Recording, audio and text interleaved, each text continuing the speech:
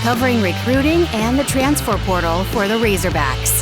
This is Inside Arkansas Recruiting with Dudley Dawson. Welcome to the Inside Arkansas Recruiting Podcast presented by GoatLab Brewery. I'm your host, Dudley Dawson, and on today's edition of Inside Arkansas Recruiting, we're welcoming in Fayetteville head coach and former Arkansas quarterback Casey Dick. Welcome, Casey. How's it going, guys? Appreciate you guys for having me. Going good. You obviously have started off season 2-0. Just talk a little bit about jumping out there and then going into this weekend's game with Texas High. Yeah, started out the season playing Cabot, and then secondly played Broken Arrow. Kind of two different, teams. Obviously, I think, our kids against Cabot came out and really played, a complete game from start to finish. Once everybody settled in there, I thought our offense was pretty explosive. I thought our defense, obviously, as the game went on, they got better, continued to play great football. And then against Broken Arrow, I thought our defense played unbelievable, lights out, did a great job. Of really limiting what Broken Arrow wanted to do from a running and a passing standpoint, and just went out and played a really good football team. And obviously found a way to win there at the end and overtime, converted a fourth down and overtime, then decided to go for two and ended up closing that game out. So really proud of just overall how our kids have fought through those first two games. Obviously had a bye week last week, then going down to Texarkana playing Texas High School this week, who's a very athletic team who over the past 4 or 5 years with Coach Stanford and the job that he's done. They've been a great football program down in Texas and have been really successful. So looking forward to that matchup as well. Talk about that mentality of going for two in the win there. It's just something that they got a penalty. We were actually trying to do it before. But just couldn't get everybody on and off, and from that standpoint. So once they committed that penalty, we knew we wanted to go for two. So we were just at home. Felt like we had all the momentum obviously going and making the fourth down conversion there in the end zone. So I decided to go for two and just told our kids obviously believed in them, believed in what they've done and the work that they put in. So when we had to get a half a yard or a yard, it wasn't anything that we didn't think we could get. So that was kind of the thinking, the reasoning behind it for sure. As usual, you've got some Division I kids over there. 3 of them have offers from Arkansas. One, your safety, Kendrick Williams, has already committed. Talk about what type of football player he is and what kind of season he's having. He's just a great cover guy that does a good job as far as really understanding our scheme. I think from last year to this year, he would tell you, and I think his actions are showing that he's a lot more comfortable in what we're asking him to do, just from a depth standpoint and a knowledge standpoint. We're asking him to do a lot of different things compared to where he was and what he was doing. So I think those are the things that he's mostly improved on, is just being comfortable in our system. And obviously in return, he's playing faster. And obviously, secondly, we have Will Caston, who is a long-rangey, athletic outside linebacker who, when he graduates, he's going to be 6'3", 220 pounds. He's going to look awesome. He's a kid that's kind of a football junkie that loves getting in and understanding football and going out and playing well. So obviously thrilled to have him. And then the third one is our quarterback, Hank. He's like having another coach in the field. It's a junior, very experienced. Started 18 games, obviously, between freshman and sophomore year. So he's really, an experienced junior, which in today's world is kind of weird to say, just from the standpoint of how early he played and then obviously how efficient those numbers were as well. So happy to have all those 3 guys and the job they do every single day for sure. Speaking of your quarterback, Hank Hendricks, his dad, Shay, is working for the Arkansas. He's on the Arkansas staff. Talk about getting just a great move in when that happens. Yeah, it's kind of weird how it doesn't. Mom's working for Seven Brew, and obviously Shay, in the background that he has, being the head coach at Bernie and the job that he did. Hank was obviously really accelerated for where he was in the job, and that's kind of a tribute to his dad being the head coach down there and really, taking everything in and doing a great job of developing. Our job just right now is not screwing up. So that's kind of the easier part of the whole thing, and he's done a great job of getting acclimated to everything, showing up every day and working. And really just being a great leader and a great teammate to all of our guys. And then Will Caston is obviously the son of former Arkansas player Marvin Caston, and now administrator. As you talked about, he's got the look of a college football player. No, he does. He's man, he just looks awesome. When you used to see pictures of Marvin, when I used to see pictures of Marvin back in the day hanging up on the wall, he looks like a younger version of that. Not quite as big as there yet, but he's going to be 220 pounds, ran at 10.8 or 10.9 and 100. So he can also move around and really be a sideline tackler for sure. And then back to Kendrick a little bit. He obviously safety. You talked a little bit about his coverage skills. Obviously, he was someone who made the decision pretty quickly after he got the offer. Talk about how these kids at Fayetteville, and it's been a thing over the years. A lot of them want to get out of state. A lot of them want to stay here. Talk about the kind of the pressure they have building on them during the recruiting process. Yeah, I think it's one that's just that whole process is obviously changing daily. We just saw for the first time in the history of college football, now we've had two coaches fired to where now those teams, their kids have 30 days to enter the transfer portal. So it's constantly changing, and I think it will constantly change for a while until they really get a footing on what's going on. But as far as our guys, it's if you're growing up an Arkansas kid, you're from Northwest Arkansas, it's probably a little bit different, for those kids that obviously have bled being a hog and wanted to be a hog. But, they are facing a different challenge nowadays with NIL and what that looks like and what they're able to do with it and how they're able to, navigate it. And it's constantly changing. But I think a lot of it's going to boil down to, number one, where are they comfortable? Number two, do they actually have a meaningful relationship with the position coaches as well. So I think those are two big factors that obviously get overlooked, from that standpoint, because everybody nowadays is continually talking about, the money aspect of the whole thing. Yeah, that was one thing I was going to add. When I was writing stories on both you and your brother before you all ended up here, it's a little bit different recruiting landscape. Talk about the college coaches coming in, and I know sometimes it's the general managers and stuff now. Has their approach changed in how they go about trying to recruit, or is it still mostly about relationships? I think it's both, honestly. What I've seen is you have colleges who may not get the guy that they anticipated getting early. So now we have a whole bunch of colleges coming in and trying to recruit other kids on our team or recruit the same people because maybe they didn't get the first player, but now they know, okay, I'm going to have X, Y, and Z that I can go and get, whether it's whoever on our team. So, but that also puts them, in a kind of a backward spot also because now they've got to forge that relationship a lot quicker. They got to talk to the kid and make them feel comfortable, talk to the mom, talk to the dad, get them on a visit, so there's some hidden aspects in that whole thing as well that kind of go overlooked. But we're seeing more, maybe school X didn't get their top, free safety. Okay. So now can I come in and, can I poach whoever? Can I poach a Brody? Can I poach a Kendrick? Can I poach whoever, based off of that, because that's just kind of the ever changing landscape of the whole thing. Would you have loved to have gone back and had the NIL back in your day? I wouldn't have had any NIL. It would have gone straight to Darren and Felix and Peyton. We wouldn't have had to do a whole lot. So that's where mine would have gone. Yeah, there would have been a salary cap issue. There would have been, they would have gone to 3 players. A couple other things in this first segment. Obviously you have. We were talking the other day. You've got the opportunity to watch Jack Lindsey play, who was your quarterback, helped lead you to a state championship a couple of years ago. It's got to be interesting. I know it is for me to sit down on a Saturday night and watch him play. And just a couple of years ago, he was throwing passes against Bentonville, and now he's throwing them, against big time foes in college. Yeah, it's awesome to see him. I think the job that Drake did while he was here was just unbelievable. And it's awesome to flip on the TV and watch him, just having those conversations with him and.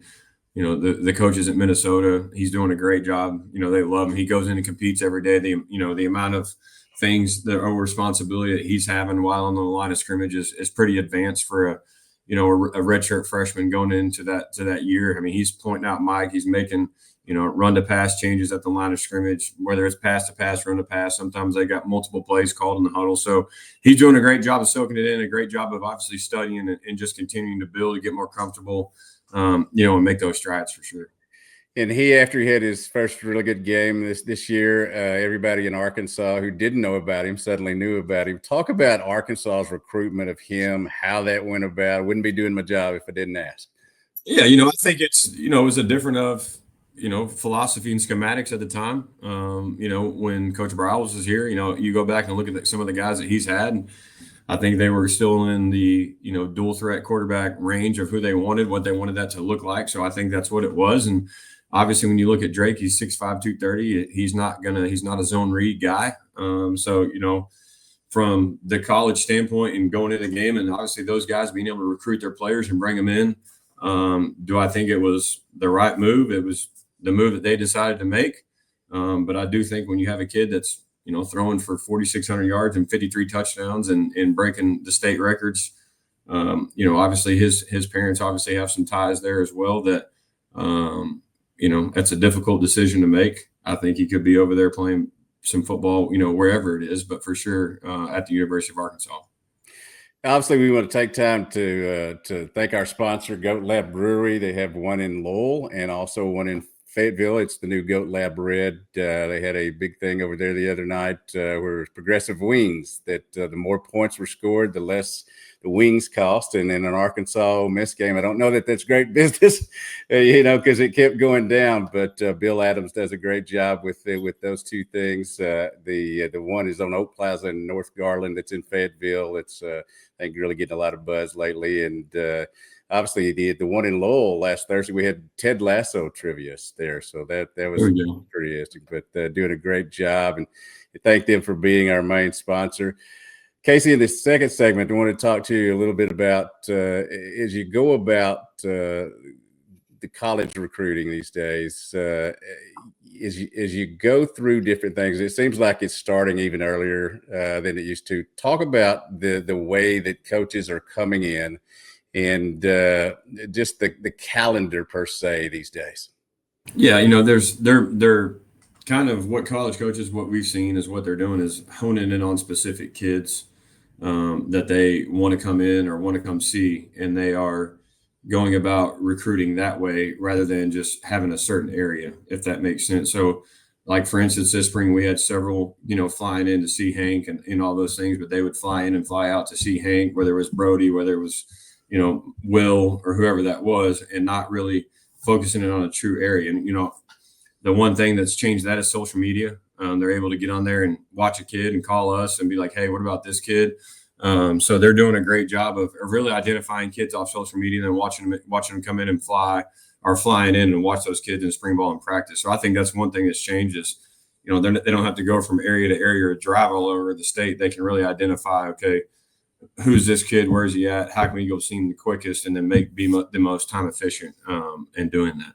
One quick question before you get out here. I know you got a meeting coming up. As you look at Hunter Yurchek, the Arkansas athletic director, made a statement earlier this week that Arkansas wasn't in position to compete for a championship right now. When you hear that as a former player and as a coach who's going with recruits, talk to me of just what you thought when you heard that that statement. I think you have to understand where he's coming from and his intentions behind the statement. The statement he meant, and maybe it came out wrong or people are misunderstanding it. What he was talking about was from an NIL perspective, because that is consistently and constantly changing the entire game. If you remove NIL, obviously it is a lot different. That statement's a lot different, but when you add NIL and the kind of the challenges that Arkansas is having compared to all the other schools in the SEC, that whether people like it or not, want to admit it or not, or don't want to talk about it or do want to talk about it, that's the biggest game changer in today's world. And until you are, able to get up there and financially compete with a whole bunch of people and a whole bunch of people across the country, it's pretty hard to overcome, that shortage. You go look at Oregon, you go look at Texas Tech, you go look at all the schools in the top of the country, and people don't like it, but they're finding 25 to 30, 35 to $40 million to spend on a football team. And, it's kind of just a weird thing to talk about in college football, but it's alive. As a Texas guy, do you ever think you'd include Texas Tech in that sort of thing? I didn't, but when oil and gas is booming, so is Texas Tech football. Hey, man, we appreciate it very much. Yes, sir. Thanks, Dudley. Something else I wanted to touch on this morning. I've been covering Arkansas recruiting for almost 40 years now, and have seen about everything. But here's a new one that I haven't seen. Arkansas's commitments in the 2026 and 2027 classes at quarterback are not at the same school they started the season at, and that's just a couple of weeks ago where they started the season. Word came this morning that Jayvon Gilmore out of Gaffney, South Carolina, who is Arkansas's 2026 quarterback commit. He, was a guy last year who threw for over 2,400 yards, 26 touchdowns, offers from all over the place. Arkansas has landed him, very happy about that, but he is no longer at Gaffney, South Carolina High School. In fact, as of right now, he is not enrolled at a school. We're waiting to hear some more details on that, but that's it's very interesting that he's left after just a couple of games. He was splitting snaps with Blake Bowden at Gaffney, so that may play into it some. We're looking forward to hearing some more about that. Also, excuse me. Also, Arkansas's 2027 quarterback commit, Joaquin Cavacles from Florida, has also left his school. Now, he is a young man that has been to several different situations over the past couple of years. He is someone who started this season at Lakeland High School. It's one of the powers down there in the Florida area. They were 13-1 last year. They were 2-0 this season, getting out to a good start. He is a young man that last season played at Tarpon Springs, which is where he threw for 2,404 yards, a lot of touchdowns. They went 5-6. He wanted to move on to a place that probably challenged him a little bit more, and he started to try to go to Clearwater, Florida, and their school shut down a prep academy there, and he has moved on from now to Gaither High School in Tampa, Florida. Right now, he is not eligible at this moment. They're working through things to make sure he can be eligible. There's a lot of private school, public school situations down there. They don't want to put him in a game unless he's cleared. So waiting on that. But again, in almost 40 years of covering Arkansas football recruiting, I've never heard of a situation where their two quarterback commits are both at different schools than they started at, and one right now both of them right now aren't playing. One's on the roster and one's MIA right now. We'll keep up with that situation and try to get you more details on it as it comes along. But that's why GoatLab Brewery sponsors this show to keep you updated on recruiting, and we'll continue to do our best. All right. Want to appreciate everyone watching and listening to the Inside Arkansas Recruiting Podcast. As we said, presented by GoatLab Brewery. Please be sure to. Hey, Dudley, you didn't hit play. Sorry. Let's see. Oh, it's still in pause. Okay. Yeah, I did. It just didn't work. Oh. Okay. And take two. My stuff is working great this morning. No, it happens. Okay. Want to again appreciate everybody watching and listening to the Inside Arkansas Recruiting Podcast with Dudley Dawson, presented by our great sponsor, GoatLab Brewery. Be sure to subscribe to us, all the great content we have here at Inside Arkansas on YouTube, and also the audio version of all our stuff, wherever podcasts are found. Again, I'm Dudley Dawson. We'll see you next time. And remember, especially in this day and age, yesterday is history. Tomorrow is a mystery. Today is a gift. Go out and do something to make the world better.